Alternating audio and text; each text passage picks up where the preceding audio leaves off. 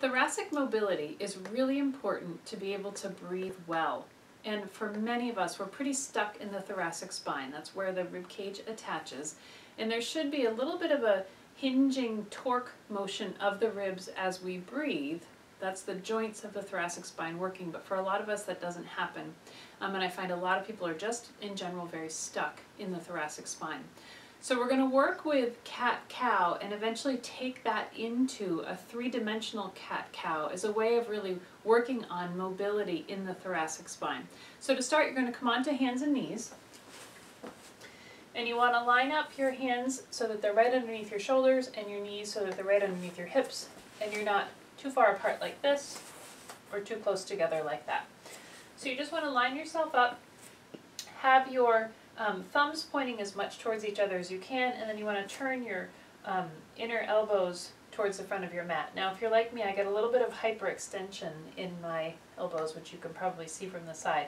So you either have to think about bending a little bit or keeping your shoulder blade really neutral. So find your position and take a breath in, and as you exhale, you're just going to do like a mini cat pose. So we're not going very far, and then you're going to move into a mini cow pose. So just flow with your breath, exhaling into mini cat, and then inhaling into mini cow to get started.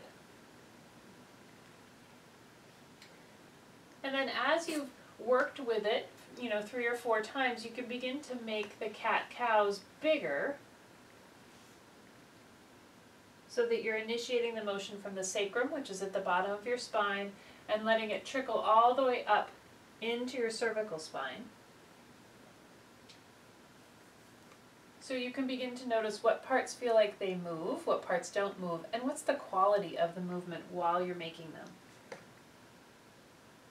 Okay, and then come back to stillness, and what you're going to do now is take a breath in, and as you exhale, you're just going to keep your hips still, but you're going to look like you're trying to look back towards your feet. Like you're sneaking around to look down the side of you, but your hips are staying still. So this is a side bending action that's happening in the body.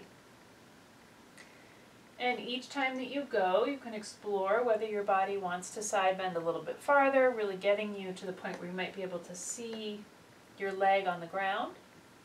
And then you're going to do it to the other side. So noticing the quality of the movement on the two sides.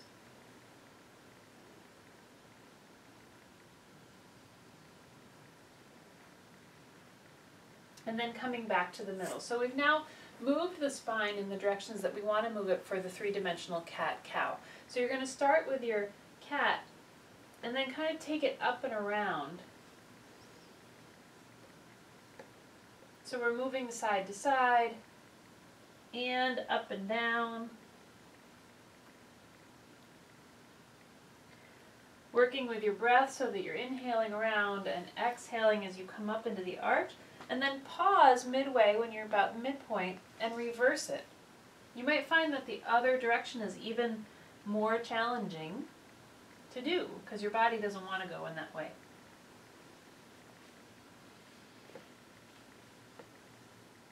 The key is to remember to breathe and to just observe where the body wants to move and where it doesn't want to move.